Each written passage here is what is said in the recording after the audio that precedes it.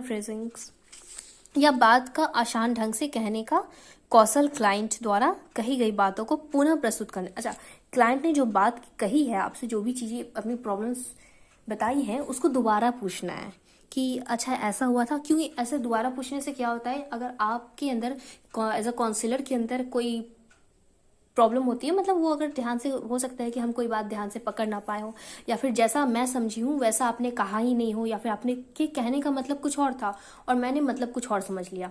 तो इस बात की पुष्टि करने के लिए हम क्या करते हैं, हम दोबारा पूछते हैं कि आपने जो कहा है मैंने ऐसा समझा है, मैंने ये जो समझा है ये सही है आपके हिसाब से।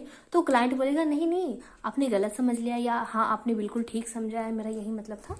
तो इसलिए इस बात की पुष्टि करनी भी जरूरी होती है। फिर भावना का गहन चिंतन, रिफ्लेक्शन ऑफ फीलिंग, ठीक है, गैर मौखिक या मौखिक हो सकती है कि उनकी भावनाएं जो है सोच विचार पर केंद्रित होती है। प्रवक्ता के पास संप्रेषण का कौशल, समराइजिंग, इसमें की वही बात है, शामिल भावनाओं पर भी ध्यान केंद्रित करता है, बातचीत समस्या पर विशिष्ट। इस तरह यह महत्वपूर्ण बिंदु और भावनाओं या बातचीत के सार को उजागर करता है। इससे पता चलता है कि क्लाइंट ने जो बात परामर्शदाता से उसे ठीक ठीक समझ रहा है या नहीं, वही बात है जो भी हमने बताई। फिर आता है व्यक्ति इतिहास और साक्षात्कार। व्यक्ति का इतिहास और साक्षात्कार यानी कि केस हिस्ट्री, ठीक है। इतिहास और साक्षात्कार का मतलब होता है केस हिस्ट्री। केस हिस्ट्री में क्या क्या आता है, उसके पहले की कुछ, वो पहला तो जिस प्रॉब्लम की वजह से वो आया है उनका नाम भी मैटर नहीं करता है, पर उनका जो एज है वो मैटर करता है, उनकी प्रॉब्लम मैटर करती है, ठीक है। और जिससे रिलेटेड वो प्रॉब्लम है, अगर जॉब से रिलेटेड प्रॉब्लम है तो वहाँ के लोगों का हाव भाव कैसा है, उनके विचार कैसे हैं आपके क्लाइंट के प्रति, ये सब चीज़ें आती है। क्लाइंट के आमने सामने वाली समस्या को परिभाषित करने और समझने के लिए इतिहास की जानकारी, यानी व्यक्ति की हिस्ट्री, कि वो प्रॉब्लम से पहले कैसा था और जब उसको प्रॉब्लम होनी शुरू हुई तब वो कैसा है, और प्रॉब्लम वो आपके पास आने से पहले वो कैसा था, ठीक है। उनके लक्षण, भावनाओं, आशंकाओं, उनकी प्रॉब्लम्स जो है, कठिनाइयों के बारे में पता लगाने, और क्लाइंट की बीमारी और उससे उसके प्रति उसके रवैये, यानी उसका रवैया कैसा है उसका, ठीक है। इन सब चीज़ों को हम केस हिस्ट्री में मानते हैं। इस सबको एकत्र करके एक हिस्ट्री तैयार की जाती है। अगर वो शादीशुदा है या सिंगल है तो उनके फ्रेंड सर्कल कैसे हैं, उनके फ्रेंड का बिहेवियर उनके प्रति कैसा है, उनके घर फैमिली वालों का कैसा है, रिलेटिव्स का कैसा है। अगर वो मैरिड है तो उनकी वाइफ का कैसा बिहेवियर है, ठीक है। कभी कभी होता है ना कि लड़के हो या लड़की, ससुराल वालों से भी उनको प्रॉब्लम होने लगती है, या उनकी कुछ बातें उनको चुभ जाती है ना, तो उन सब की हिस्ट्री भी इम्पॉर्टेंट हो जाती है आपका केस हिस्ट्री बनाने के लिए। क्लाइंट से इतिहास लेने की शुरुआत करने से पहले परामर्शदाता के लिए यह महत्वपूर्ण है कि वह कुछ पॉइंट पर ध्यान दे, जैसे क्या हुआ, क्यों हुआ, किससे स्टार्ट हुआ और कैसे हुआ के बारे में सोचिए। सपोज मुझे क्या जानकारी चाहिए और मुझे अपने क्लाइंट की चिकित्सा में ज़रूरत के हिसाब से उनके विचारों की आवश्यकता है, ठीक है। जैसे कोई इंसान उससे जुड़ा हुआ है तो उसके बारे में भी जानना मुझे जानकारी। दूसरा आता है मुझे जानकारी किस तरह एकत्रित करनी चाहिए, ठीक है, कि किस तरह से हम जानकारी एकत्रित करें। क्या जानकारी जो मौखिक रूप से या लिखित रूप से प्राप्त करना चाहिए, या दोनों, जैसे लिखित चाहिए आपको समटाइम्स, या ओरल में चाहिए, ये समटाइम्स दोनों चाहिए होता है। जरूरत पड़ने पर क्लाइंट के अलावा मुझे किससे जानकारी चाहिए, वही बात है कि अगर उसकी फैमिली से जुड़ी हुई है, या क्लाइंट की वाइफ या हस्बैंड या उनके फ्रेंड, तो उनसे भी पूछताछ करना पड़ता है, ठीक है। फिर इंटरव्यू लिया जाता है क्लाइंट से भी और उनके फैमिली मेंबर, या जो भी उनके करीबी से भी, और जिनसे उनको प्रॉब्लम है उनसे भी ले सकते हैं हम समटाइम्स, ठीक है, जिनको क्लाइंट जिस पे ट्रस्ट करता है। और ये सब चीज़ें ना हम क्लाइंट से पूछने के बाद ही करते हैं, क्योंकि अगर वो कंफर्टेबल नहीं होगा, अगर वो इनकार कर दे तो हम इसको नहीं कर सकते हैं। ऐसे क्या हुआ, क्लाइंट अगर उनसे पूछे बगैर हम ये सब काम करेंगे, किसी और से हिस्ट्री लेंगे, केस हिस्ट्री, तो क्या हुआ कि क्लाइंट का ट्रस्ट जो है आप काउंसलर के ऊपर से वो खत्म हो जाएगा। फिर आता है हमारा मनोशिक्षा। अच्छा, मनोशिक्षा भी इम्पॉर्टेंट है, इस पर भी क्वेश्चन आ सकता है और टिप्पणी भी आ सकता है कि मनोशिक्षा क्या है। इसे नाम से ही पता चलता है कि शिक्षा, मनोशिक्षा यानी मेंटल स्थिति की शिक्षा। अब ये किसके किसके साथ हो सकती है, ये क्लाइंट के साथ हो सकती है। काउंसलर जो है क्लाइंट को समझाएगा कि मेंटल हेल्थ क्या है, उसकी इम्पोर्टेंट क्या है, उसकी फैमिली को बताएगा, जिसकी वजह से प्रॉब्लम स्टार्ट हो रही है उनसे बात कर सकता है, आपके फ्रेंड से बात कर सकता है, आपके पार्टनर से बात कर सकता है, ठीक है। और आपके रिलेटिव्स, आपके आस पड़ोस, जिस चीज़ से प्रॉब्लम हो रही है ना कि मेंटल हेल्थ क्या है, उसके बारे में क्या क्या आपको जानना चाहिए, वो उसको किस चीज़ से प्रॉब्लम होती है, जैसे स्ट्रेस क्या होता है, छोटी छोटी चीज़ें, उनके बारे में आपको जागरूक करना। क्लाइंट और उनके परिवार के लिए आधारित चिकित्सा के हस्तक्षेप माना जाता है बेहतर, ताकि रोगी के रोग को वो बेहतर तरीके से समझ सके कि क्लाइंट को प्रॉब्लम क्या है और वो प्रॉब्लम जो है कैसे स्टार्ट हुई है, और अगर उसे जल्दी से जल्दी निपटा ना जा सके तो उसे क्या प्रॉब्लम होगी, और जो उसका करंट बिहेवियर है वो उसके उस रोग की वजह से, उसके उस प्रॉब्लम की वजह से, मेंटल स्थिति की वजह से उत्पन्न हो रही है, और उसके लक्षण क्या क्या है, ठीक है, उसका निदान कैसे हो सकता है, उसका उपचार क्या है, कारण क्या है, ठीक है, इन सब चीजों के बारे में फैमिली को बताना, ठीक है। ये होता है हमारा मनोशिक्षा।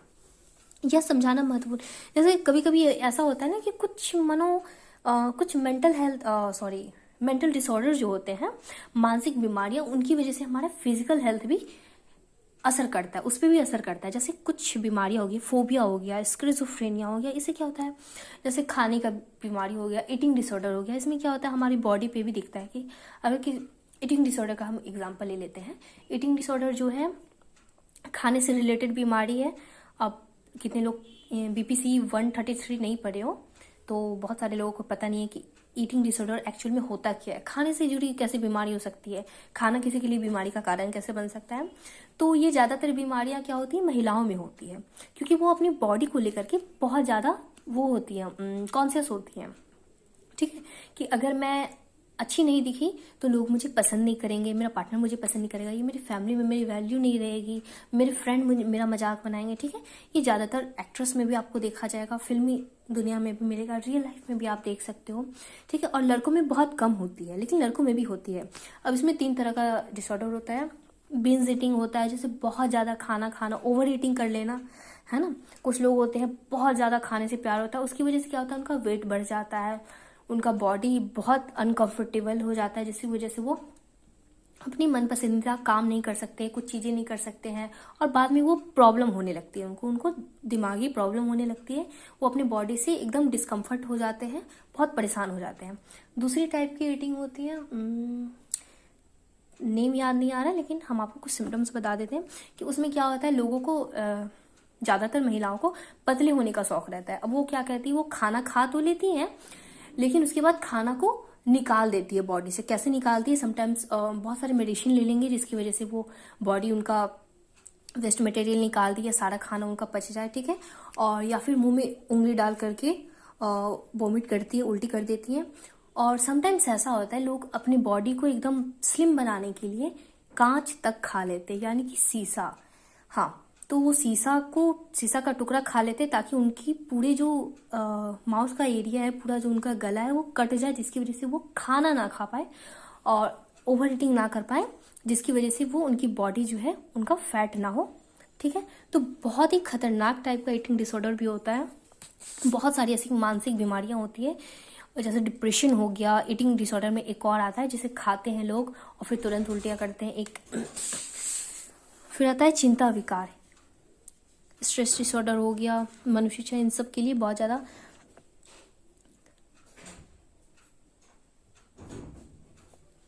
व्यक्तित्व विकार, पर्सनैलिटी डिसऑर्डर, इन सब के बारे में, इन सब से कैंसर भी होता है, मधुमेह यानी कि हार्ट डिसीज भी होता है। बहुत सारी बीमारियां, नॉर्मल बीमारियां होती हैं हमारे मेंटल हेल्थ की वजह से, मानसिक बीमारी की वजह से। इन सब के बारे में फैमिली और क्लाइंट को जागरूक करना, उनको बताना कि अगर इस चीज़ का सॉल्यूशन आप अभी नहीं लेते हो तो आगे चलकर आपको और सी शारीरिक रोग भी, यानी शारीरिक रोग भी आपको हो सकती हैं, ठीक है। कैंसर जैसी बड़ी बड़ी बीमारियां भी और मधुमेह और हार्ट डिसीज जैसी छोटी बीमारियां भी कभी कभी मेंटल हेल्थ की प्रॉब्लम की वजह से होता है। जैसे स्ट्रेस आप ज़्यादा लेते हो, ठीक है, एग्जाम का स्ट्रेस हो गया या फिर कैरियर को लेकर के, तो इसकी वजह से क्या होता है, समटाइम्स हमारे बॉडी में बहुत सारे पार्ट ऐसे होते हैं जो काम करना मतलब बहुत गड़बड़ कर देते हैं। जैसे सबसे पहला आपका लक्षण होता है हमारे पेट से रिलेटेड होता है, हमारा जो डाइजेस्टिव सिस्टम होता है, जो हमारा पेट का, वो काम करना धीरे बहुत बहुत कम काम कर पाता है। अगर हम ज़्यादा स्ट्रेस लेते हैं, ज़्यादा डरते हैं, उस सिचुएशन में भी हमारी बॉडी में कंपन होने लगती है, ठीक है, हाथ पैर का कांपना या हाथ का और पैर का ठंडे हो जाना, पसीना आना, है ना, हेडेक होना, माइग्रेन की प्रॉब्लम स्ट्रेस की वजह से होता है। जैसे आप कभी इंटरव्यू देने जाते हो, देखते हो किसी किसी को बहुत ज़्यादा वॉशरूम जाना पड़ता है, अभी आता अभी जाता है, कोई बहुत ज़्यादा वॉक करता है, एकदम नर्वस हो जाता है, किसी को आप कम डाउन भी उसको बहुत मुश्किल से आप कर पाते हो।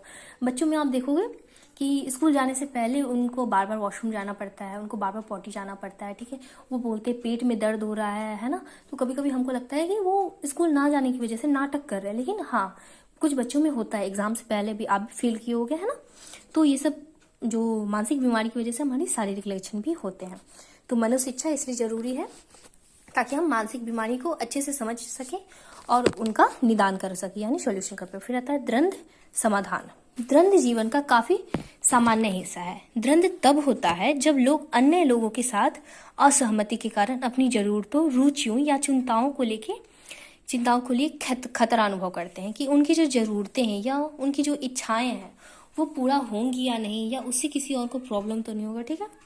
संक्षेप में द्वंद्व को उन स्थितियों के रूप में परिभाषित किया जा सकता है जो हमारे द्वारा अपनी डे टू डे लाइफ की गतिविधियों के साथ साथ जटिल और तनावपूर्ण स्थिति का प्रबंधन करते हुए स्वाभाविक रूप से उत्पन्न होती है। इसलिए परामर्शदाता के लिए परामर्श तकनीक के रूप में द्वंद्व समाधान के बारे में जानना महत्वपूर्ण है ताकि क्लाइंट को प्रभावी तरीके से मदद की जा सके।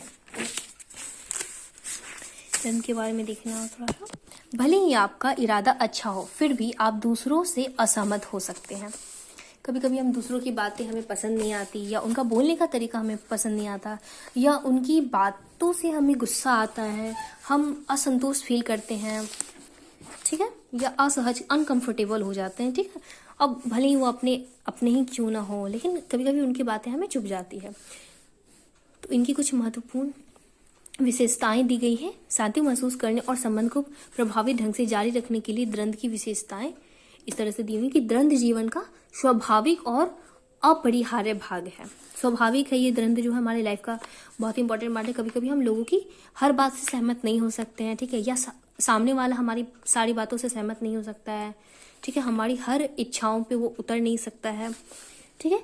हमारे अपने दृष्टिकोण होते हैं जो अनुभवों, मनोवृत्तियों और आदि के जटिल मिश्रण से बने होते हैं। मतलब सबका देखने का नजरिया अलग है, सबका महसूस करने का तरीका अलग होता है। कुछ बातें ऐसी होती है जो आपको अच्छी लग सकती है, लेकिन आपके कहने का तरीका अगर गलत है, आप सही ढंग से प्रस्तुत नहीं करें सामने वाले को, तो उनको हर्ट हो सकता है, उनको बुरा फील हो सकता है। अगर इसे अनसुलझा जोड़ दिया जाए तो ये आपके शारीरिक और मानसिक स्वास्थ्य के साथ साथ आपके संबंधों को भी बिगाड़ सकते हैं। सपोज आपका कोई फ्रेंड है, ठीक है, उसको क्या है, बात बात में उसके मुंह से गाली निकल जाती है, ठीक है, और आप ऐसे इंसान हो, आप सपोज आप मेरी तरह इंसान हो जो आपको बिल्कुल भी गाली गलौज पसंद नहीं है। तो इस केस में क्या होगा कि वो अगर मजाक में भी कुछ बोल दिया, अबे साले, या फिर ऐसा कुछ छोटी मोटी चीज़ भी बोल दिया, तो हमें क्या होगा, हमें बहुत ज़्यादा बुरा लग जाएगा। या फिर एक कॉमन वर्ड जो आजकल बहुत ज़्यादा लोगों में होता है कि मतलब चूतिया हो क्या, या ऐसे हो क्या, तुम बहुत बुड़बक हो, ठीक है। तो ये सब छोटी छोटी चीज़ें हैं जो कुछ लोग ऐसे होते हैं जो बहुत बुरा मान जाते हैं किसी चीज़ का, तो उनके साथ आप बोलोगे तो आपका रिलेशन खराब हो सकता है। प्लस उनको इतना ज़्यादा परेशान वो चीज़ हो जाएगा कि यार सच में मैं इतना डम हूँ, मैं इतना बुद्धू हूँ, मतलब मेरा अपना बेस्ट फ्रेंड, मेरा फ्रेंड ऐसे मुझे बोल रहा है। तो ये चीज़ें क्या करेंगी, उनकी लाइफ को धीरे धीरे अफेक्ट करने लगेंगी, उनके शारीरिक और उनके फिजिकल और मेंटल हेल्थ को प्रॉब्लम करने लगेंगी, और उनका रिलेशन भी जो है वो खराब होने लगा, वो अपने फ्रेंड सर्कल से कट के रहने लगे, ठीक है। फिर द्वंद्वों से निपटने के कई तरीके हैं और इन्हें स्वस्थ तरीके से संबंधित करना महत्वपूर्ण है। इससे निपटने के लिए भी बहुत सारे तरीके होते हैं और इनको जानना भी महत्वपूर्ण है, और इनसे निपटने में आपको हेल्प मिल सकती है। मनुष्य को सम्मान, निष्पक्षता, नियंत्रण और अपने स्वयं के स्थान की आवश्यकता होती है। हमारे पास दूसरों को प्रभावित करने की क्षमता है, परंतु उन्हें नियंत्रित करने की नहीं है। दूसरों को हम प्रभावित तो कर सकते हैं अपनी बातों से, अपनी अच्छी बातें बोल के उनका मन लुभा सकते हैं, लेकिन उनको कंट्रोल नहीं कर सकते हैं, ठीक है। फिर द्वंद्व विभिन्न प्रकार के हो सकते हैं, जैसे व्यक्तिगत, पारस्परिक, एक समूह के भीतर या विभिन्न समूह के भीतर। एक समूह में भी हो सकते हैं और बहुत सारे समूह में भी हो सकते हैं। और द्वंद्व क्या होते हैं, आपके पर्सनल भी हो सकते हैं, व्यक्तिक भी होते हैं, पारिवारिक भी हो सकते हैं। ठीक है, व्यक्तिक हो गए एक समूह के भीतर, पारिवारिक हो गए बहुत सारे समूह के भीतर, या फिर ग्रुप वाइज। ठीक है, द्वंद्व के पहलू, आमतौर पर द्वंद्व को नकारात्मक रूप से देखा जाता है क्योंकि ये संबंधित लोगों को नकारात्मक भावनाओं की ओर ले जाता है। कई बार द्वंद्वों के संबंध समाप्त हो सकते हैं या लोगों के बीच दूरियां पैदा हो सकती है। जैसा हमने कहा कि एक फ्रेंड गाली गलौज पसंद करता है और उसका दूसरा जो फ्रेंड है वो एकदम इन सब चीज़ों से दूर रहता है, सभ्य संस्कारी व्यक्ति है, तो उसके बीच क्या हो सकती है, दूरियां आ सकती हैं। ठीक है, यदि इनका प्रभावी ढंग से समाधान नहीं किया जाता है